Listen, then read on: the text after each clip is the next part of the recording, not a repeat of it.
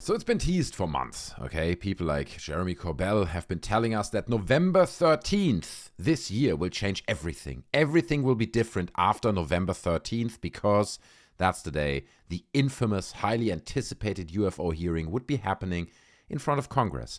Well, it happened yesterday. And I watched it, and I want to talk about what I saw. Basically, what we had to expect here was that various experts, former Department of Defense officials, journalists, and other people told incredible stories to a congressional committee. And not only people like Jeremy Corbell teased us and told us that this is going to be life-changing, I also got loads of comments under my videos, Debunking UFOs, that said this is going to be world-changing. Okay, it's going to change everything. Here's my favorite comment. I just want to read this one, but there were plenty more. Trust me. Trust me, bro. Here we are. An RST-DT80C said, this was about a week ago, or a bit more, 10 days ago. Everything is going to change in the public view and in the world on a micro and macro scale after November 14th. I know this for absolute fact. That ontological shock that everyone keeps talking about is supposed to happen will happen starting November 14th. Prepare yourselves today, guys.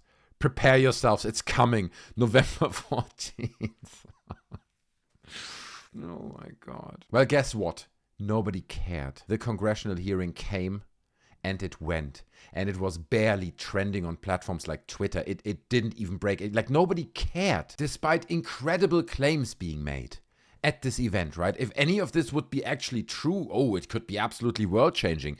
I mean, for example, claims like the government had a huge amount of secret information on UAPs, including photos, videos, and other information. And by the way, I just briefly want to quote the Guardian here, who talks about this, because they're quoting here.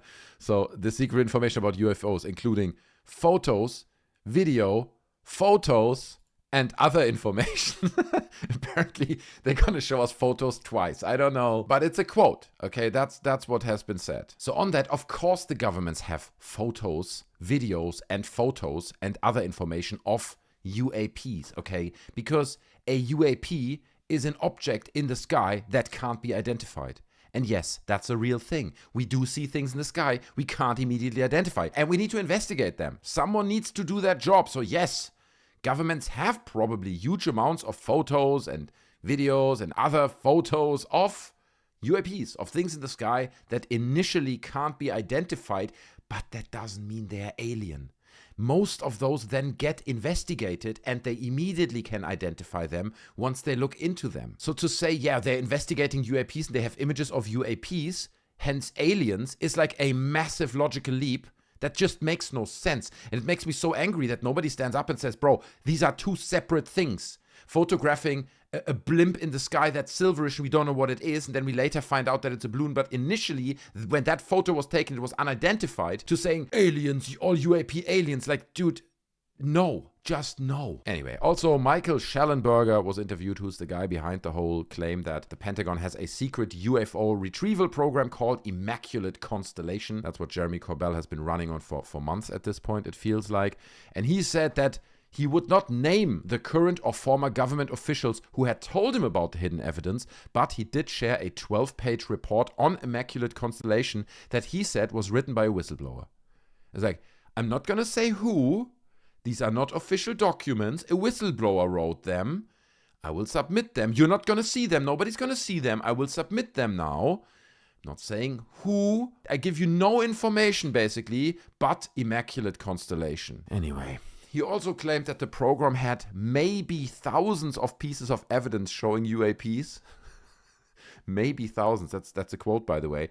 And I love, again, he's like, maybe thousands of pieces of evidence that show UAPs. Yeah, that could be anything, bro. If I take a picture of something I don't know what it is, and then I find out later that it's a Chinese spy balloon, then that was a picture of a UAP when I took it. Lauren Bober also asked Shellenberger whether there's accounts of UAPs emerging or submerging into our water, which could indicate a base or presence beneath the ocean's surface.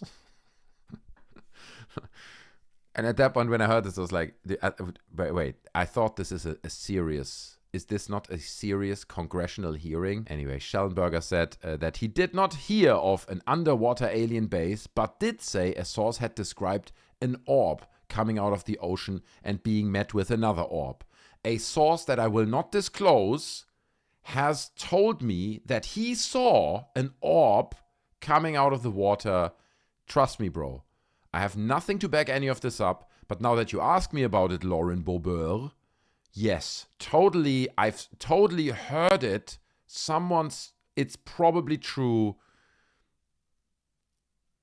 Oh, God. Another big moment was when Nancy Mace, right, the chair of the hearing, questioned Luis Elizondo about his claims that the US was in possession of advanced technology made off-world by non-human intelligence.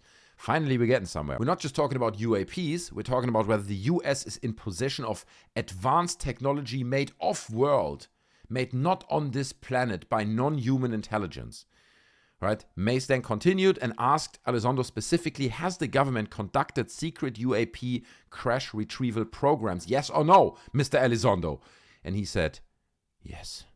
Yes, they have. Under oath, keep in mind. He's under oath. Mace then continued and asked him again, were they designed to identify and reverse engineer alien craft? Yes or no, Mr. Elizondo? And Elizondo said, yes, it's all true, all of it. Mace continued and said, in your book, you mentioned government employees who have been injured by UAPs, placed on leave and receiving government compensation for their injuries. Is that correct, Mr. Elizondo? And to that he also said, yes, that was correct. He also mentioned that Lockheed Martin is involved a lot, but no evidence was produced for any of these claims. You know, it's like, is it true? Yeah, it's true. How can you support this claim you're making? Well, I didn't have my fingers crossed when I said it, so, I mean, what more evidence do you need? And all this comes like just a bit more than 1 year ago after David Grush came out, accusing the government of running a secret UFO retrieval program. And I mean, look, I don't know how long you've been following the UFO phenomenon, but it is always the same. We have seen this time and time again. They host these hearings, sometimes in front of Congress, sometimes it's about Grush, sometimes it's about other people. In 2001, right? I saw that. In 2001, Disclosure Project hosted by Stephen Greer in front of the National Press Club at that time, also bringing forward all kinds of credible ex-military employees and so on, telling seemingly incredible stories. But the problem is, no evidence is ever presented. Ever. There is no evidence. If we're lucky, we maybe get some radar readings that are difficult to identify. There's nothing there. And then the Pentagon comes forward and states, well, this is a quote, by the way, from a Pentagon official saying, the Pentagon has not found any verifiable evidence that any UAP observation represented extraterrestrial activity. And that's the point. They're not denying that they see UAPs, objects in the sky they can't identify. They just deny that they have never found any evidence that links those objects they see to anything extraterrestrial. They crash, they find out what it is.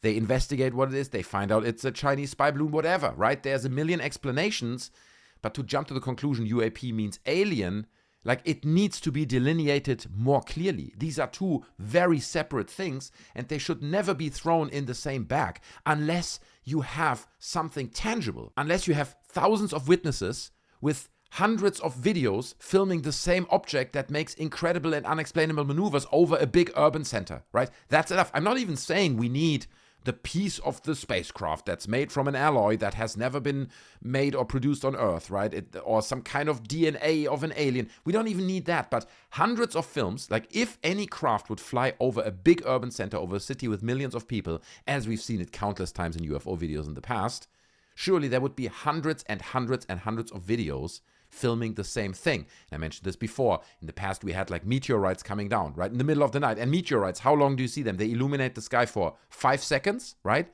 It was captured by 50, 60, 70 different people by chance, because people are somewhere in the freaking desert filming a vlog. The next guy is, streaming his video game by accident, filming his window in the background. There's loads of ring cameras out there, dash cam footage. We get so much footage. If something like that happens in the sky over a populated area, we never get it with UFOs. If we get a film, one person filmed it, there's just one. You know what I mean? It makes no sense. So my point is, we're always repeating this circle. We're like, oh, this time it's going to be different. We read the comment in the beginning. Prepare yourself. This hearing is going to change everything. And I knew already that this is going to be a huge nothing burger before it even started, because it's always the same. We've seen it time and time again. And every time we repeat this cycle where we present these hearings in front of Congress and from the National Press Club and so on, the phenomenon itself pays for it with credibility. And all these people who put themselves at the forefront of the UAP phenomenon know that. Corbell sitting in the back, right, of this hearing as well. He's always sitting there. Elizondo coming forward. But his claims need to be substantiated, and they know that. They know as long as they don't have credible evidence, and I'm not talking about 12 pages, talking about some program that allegedly have been written by some alleged whistleblower. It's not how this works. If a real whistleblower comes forward, right, like for example, let's say Edward Snowden, there is no doubt that the claims he's making are real, because he brings the evidence with him. He's like, here, this is the evidence that this program within the government is real, and then you see what happens to him, right? Like whether it's WikiLeaks and Julian Assange or people like Edward Snowden, they have to disappear. They lock themselves for 15 years in an embassy or spend the rest of their life in Russia. That's what happens to whistleblowers. So we've already reached the point now where we had so many hearings and so many official platforms where these statements are being made without being substantiated with any evidence that nobody cares anymore. They have this hearing in front of Congress and they make these world-changing claims. Nobody cares, bro. It just bounces off. It's not even trending on Twitter anymore. Nobody cares except those people who are already in the UFO sphere, right? And they're, jerking each other off how much evidence was just revealed when actually we got none of it. It's just trust me, bro, after trust me, bro. But this time it's real, guys. You just have to trust me. It's really, really real this time. I mean, I have nothing to back anything up that I'm saying, but trust me, bro, it's real.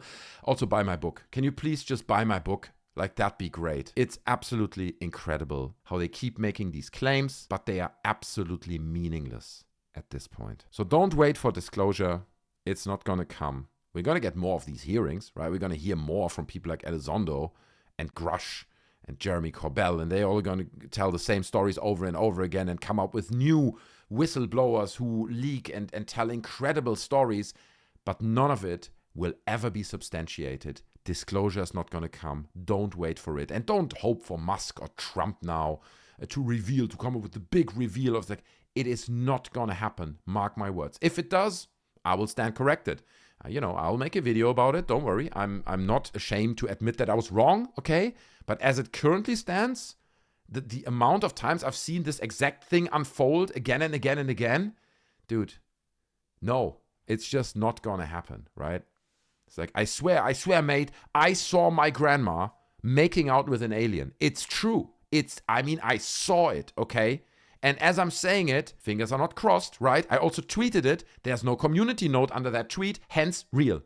That's the best evidence you're going to get. Unfortunately, my grandma's not alive anymore, so you can't ask her, but I saw it. I really saw it, okay? So, dude, it's bizarre, man. This is just bizarre. And, but anyway, these are just my thoughts. It was the disappointment that I anticipated it to be honest with you. I thought it would go exactly the way that it went. Loads of incredible stories, but nothing to back them up. So these are my thoughts. This is my opinion. Maybe you disagree. Feel free to share your opinion down in the comment section below. Do you think this was life-changing? Maybe RSTDT8OC is watching this video and he's like, no, bro, you just don't get it, man. The ontological shock has been released. Haven't you felt it? Whatever. Leave any of your thoughts down in the comment section below. If you want to discuss this subject further or tell me how awful my videos are, cool. Join our Discord. The link to that is in the description. Obviously free. I'm hanging out there. Loads of other people hang out there as well. I would love to meet you over there. Also, don't forget to smash the like button and subscribe to the channel on your way out. I would appreciate that as well, but I see you in the next one. Take care. I'm out. Bye.